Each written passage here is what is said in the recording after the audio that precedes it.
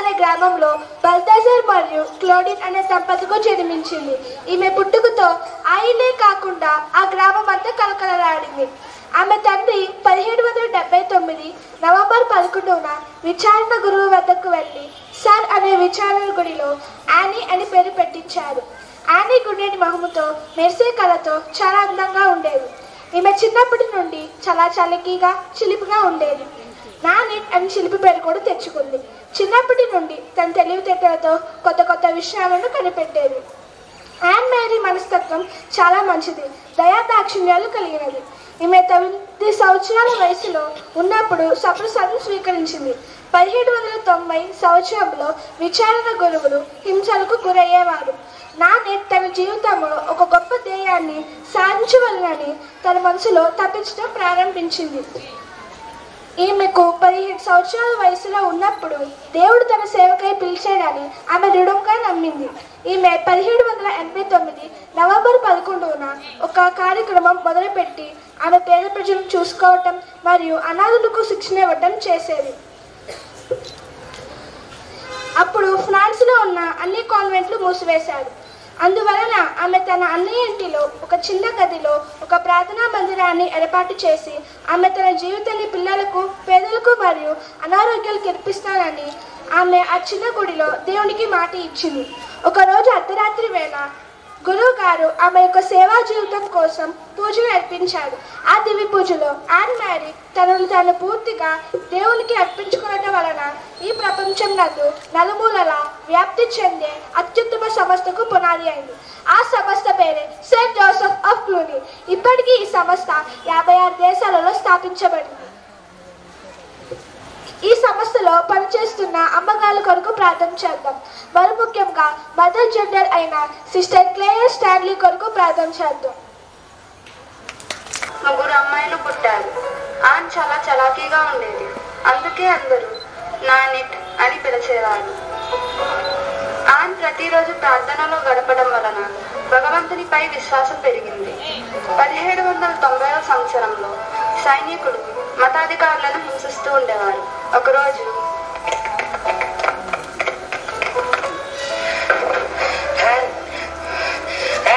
మమ్మల్ని రక్షించు, మమ్మల్ని సైనికులు వెంబడిస్తున్నారు, మమ్మల్ని రక్షించు. సరే ఫాదర్, ఇటు రండి, ఇక్కడ దాక్కోండి.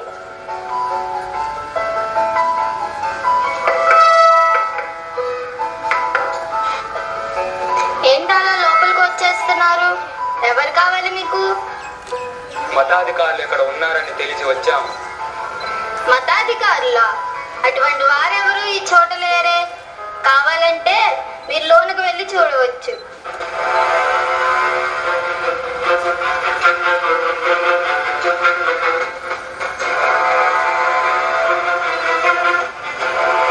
మత గురువులు ఇక్కడే అక్కడ ఉన్నారని నాకు సమాచారం అందింది. వాళ్ళు ఇక్కడ లేనట్టున్నారే. అయితే మేము వెళ్తాము. మీరు ఆకలితో ఉన్నట్లున్నారు. మత గురువులు దొరికేంత వరకు నేనేమి ముట్టను. అయ్యో భలేవారే, మా ఇంటి వరకు వచ్చారు. మా ఆతిథ్యం స్వీకరించండి.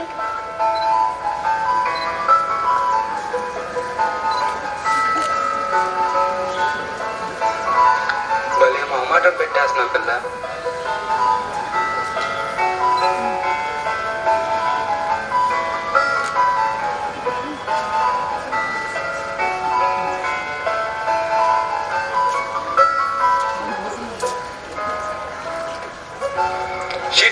ఆ పిల్ల నా నుంచి ఆ మతగుల్ని తప్పించింది. ఎలాగ నా పిల్లని పట్టుకొని చంపేయాలి. చంపేస్తా.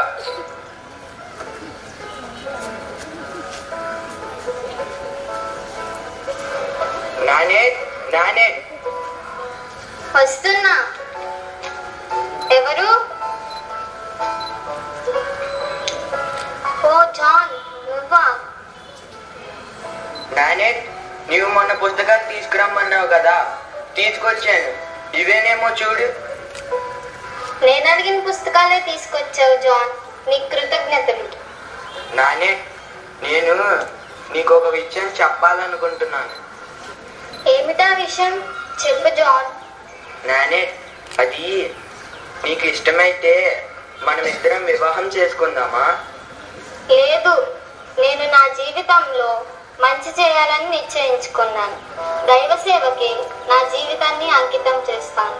నాకు నచ్చిన ఈ దేవుని పిలుపును నేను నిరాకరించలేను.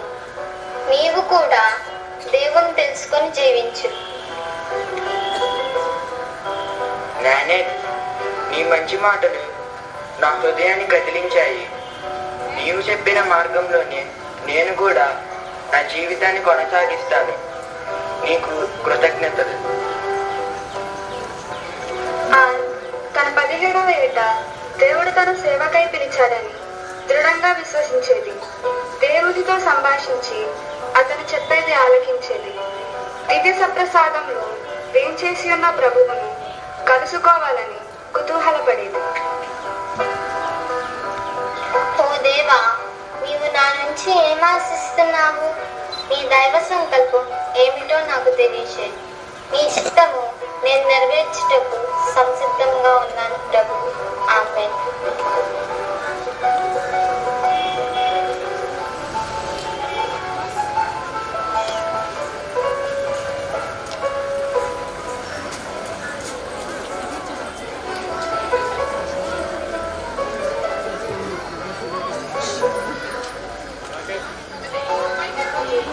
ఆమెకి చిత్రమైన కల వచ్చింది.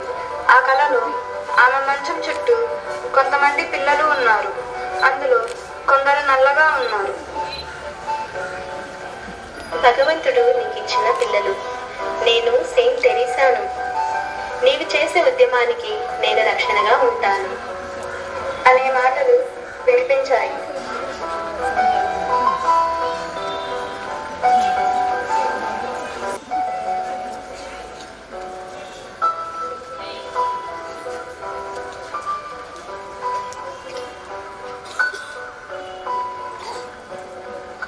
నేను సొంత సంస్థను స్థాపిస్తాను. నా కలలో చూపించిన ఈ పిల్లలకు సేవ చేస్తాను.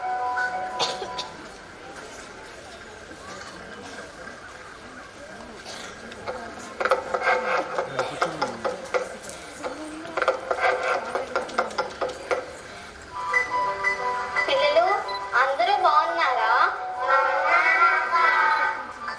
ఈరోజు నేను మీకు ఒక జీసస్ సాంగ్ నేర్పిస్తా. నేర్చుకుంటారా?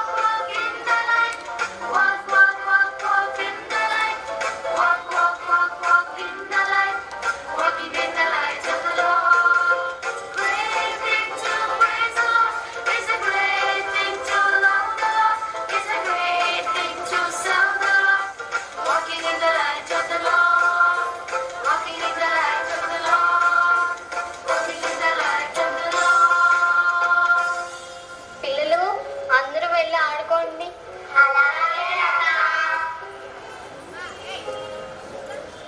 దేవా, నీ పిల్లలు తినుటకు నా దగ్గర ఏమీ లేవు. వీళ్ళు ఆకలితో ఉండటం నేను చూడలేకపోతున్నాను. వీళ్ళని నీవే ఆదుకోవాలి తండ్రి. ఆమేన్. అండ్ మీకోసం మీ బ్రదర్ ఇక ఫాదర్ వచ్చారు. అవునా బ్లెస్సీ? వాళ్ళని తొందరగా లోపలికి తీసుకుంటరా. లోపలికి రండి, అండ్ మిమ్మల్ని పిలుస్తున్నారు. నాన్నగారు బాగున్నారా? బాగున్నాను తల్లి, నువ్వెలా ఉన్నావు? నేను చాలా బాగున్నాను నాన్నగారు. అన్నయ్య మీరెలా ఉన్నారు? బాగున్నాను చెల్లి. రాత్రంతా నీ ఆలోచనలే తల్లి. నిద్ర అసలు పట్టలేదు. నీకు సహాయం చేయాలని నా మనసు ఆరాటంగా ఉంది. పిల్లలకు తినుబండారాలు తీసుకొని వచ్చాను. భగవంతుడా నీ కృతజ్ఞతలు. బ్లెస్సీ బ్లెస్సీ పిల్లలను ఇటు తీసుకొనిరా. అలాగే యాన్.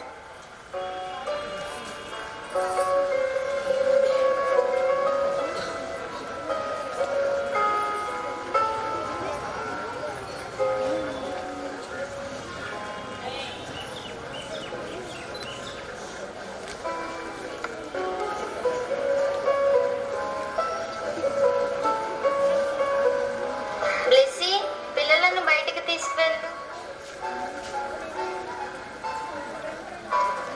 సరే యాన్, ఇక వెళ్ళొస్తాం. అదేంటి నాన్నగారు అప్పుడే వెళ్ళిపోతారా? ఇంకో 2 రోజులు ఉండొచ్చు కదా. ఊళ్ళో పొలం పనులు సాగుతున్నాయి యాన్. అలాగే ఇంట్లో అమ్మ చెల్లి ఎదురు చూస్తుంటారు. సరే నాన్నగారు జాగ్రత్తగా వెళ్ళిరండి. సరే తల్లి, నువ్వు కూడా జాగ్రత్తగా ఉండు.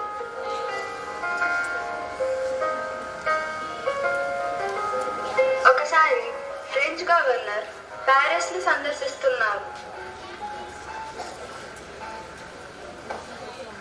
హే Michael, good morning sir. Good morning. ఈ సరౌండింగ్ అంతా నీ కంట్రోల్లో ఉందా? నువ్వేమైనా ప్రాబ్లం ఫేస్ చేసినావా మైకేల్? అవును సార్, ఇక్కడ నల్లవారు తెల్లవారు ఎప్పుడు కొట్టుకుంటారు సార్. వీళ్ళని మార్చడం చాలా కష్టంగా ఉంది సార్. వాళ్ళలో మార్పు తీసుకురావడానికి ఏమైనా మార్గం ఉందా మైకేల్?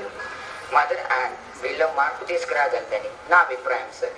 అలాగైతే ఆమెను పిలిపించు. Okay sir.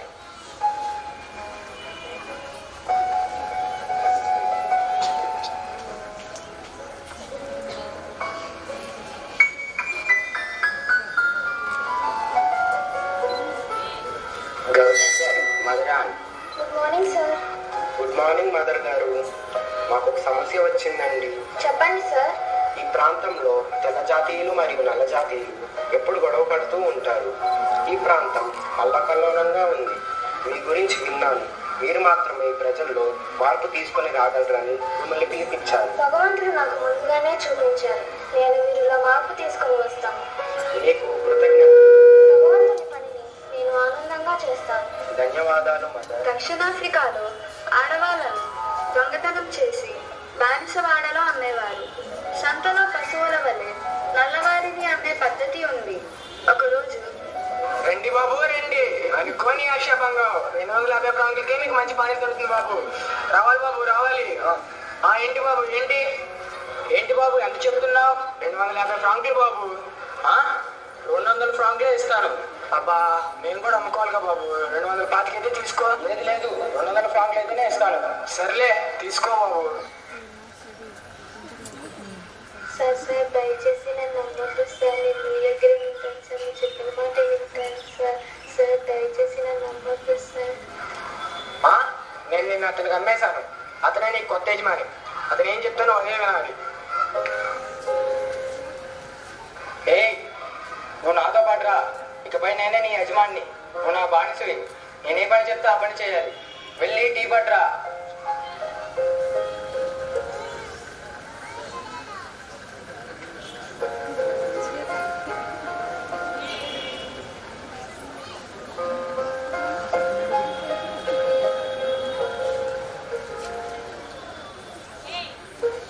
ఏంటి ఈ టీ ఎలా ఉంది?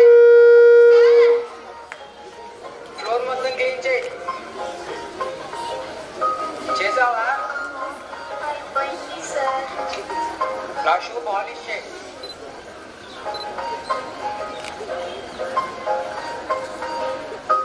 సార్ ఆమెను పశువు వల్ల కొడుతున్నారేంటి? ఈమె నా బానిస. డబ్బులు ఇచ్చి కొనుక్కున్నాను. నెక్స్ట్ వచ్చినట్టు కొడతాను, తిడతాను. అడగడానికి మీరెవరు? ఈమె నీ నుంచి విడుదల కావాలంటే నీకేం కావాలి? 300 ఫ్రాంకులు ఇచ్చి తీసుకెళ్ళండి. ఇదిగో ఈ రోజు నుంచి ఈమె నీ బానిస కాదు. వద్దమ్మా నన్ను కొనవద్దు. నేను ఇక్కడే ఉంటాను. నేను నీకు ఏమీ చేయను. ఈ బానిస బయట నుంచి నీకు విడుదల కలిగిస్తున్నాను. సంతోషంగా ఉంది. నేను నీ దగ్గరే ఉంటాను. సాధన కమ్మ. అలాగే ఫ్లోరెన్స్ ఈ రోజు నుంచి నువ్వు నాతోనే ఉంది.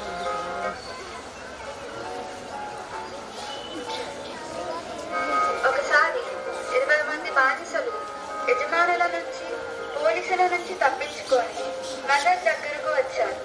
వారిని మదర్ తన సంస్థలో చేర్చుకున్నారు. కానీ చట్టం ఒప్పుకోలేదు. వారికి డబ్బులు ఇచ్చి బానిస బ్రతుకుల నుండి విడుదల చేయించింది.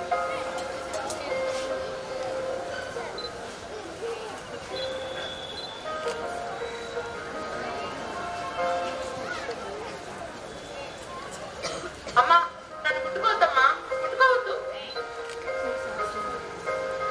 మీకు కూడా ఈ వ్యాధి వస్తుందమ్మా, ముట్టుకోవద్దు. నాకు రావాలని ఉంటే వస్తుంది. అది దేవుని చిత్తం. ఏది చూడని బుద్ధిగా ఉందా? తగ్గిపోతుంది. మదర్ సేవలను చూసి ఒక సంస్థ వారు 50 మంది కుష్ఠరోగుల బాధ్యతలను మదర్కు అప్పగించారు.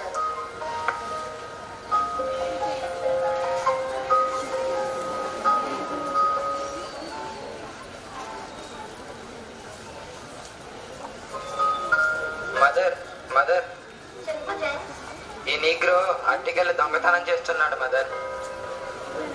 దొంగతనం చేయకూడదని తెలియదా నీకు? ఆకలిగా ఉందమ్మా. భోజనం చేసి వారం రోజులైంది. అందుకే దొంగతనం చేశాను తెలియదు. మనమే అంటుకోవటాన్ని పెంచితే దొంగతనం చేయవలసిన అవసరం ఉండదు కదా జేమ్స్. అలాగే మదర్, మీరు చెప్పినట్లే అరటి తోట పెంచడానికి సిద్ధం చేస్తాను. ఈ విధంగా మదర్ సమాజ సేవ చేశారు. నీగ్రోలకు స్వేచ్ఛను కల్పిస్తూ విద్యను బోధిస్తూ కుష్ఠరోగులను బాగు చేయడం చూసిన యువత క్లూనీ సభలో చేరారు. భారతదేశం నుండి కూడా అనేక మంది యువకులు ఈ సంస్థలో చేరారు. మదర్ తనకు సమీపంలోనే మృత్యువు ఉందని గ్రహించింది. ఒకరోజు మదర్, ఓ భగవంతుడా, నీవు నాకు కలిగించిన కష్ట నష్టాలకు కృతజ్ఞతలు తెలియజేసుకుంటున్నాను. నా పని అయిపోయింది.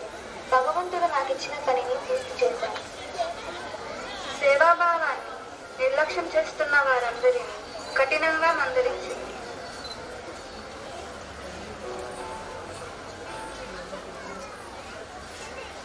Morning mother.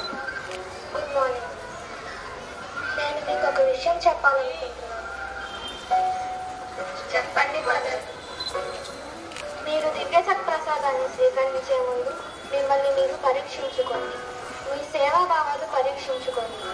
సేవాభావం ఇష్టమైతే అన్ని పనులు కూడా ఆనందాన్ని కలిగిస్తాయి. యేసు మిమ్మల్ని ప్రేమించినట్లు మీరు మీ పొరుగు వారిని ప్రేమించండి. ఒక్కొక్కసారి నిజం అనేది మన బాధకు కారణం అవ్వచ్చు, కానీ హాని ఎప్పుడు తలపెట్టదు. ఈ నా మాటలు మీ హృదయంలో బదిలపరుచుకొని మీ సేవను ఈ లోకంలో విస్తరించండి. అలాగే మదర్. డోరతి, సెరాఫీ, సేవియర్ ఈ ముగ్గురిని నేను భారతదేశానికి పంపిస్తున్నాను. అక్కడ దేవుని సేవను కొనసాగించండి. ఆయనను మహిమపరచండి. అలాగే మదర్. మీరు కోరుకున్నట్లే దేవుని సేవను కొనసాగిస్తాం.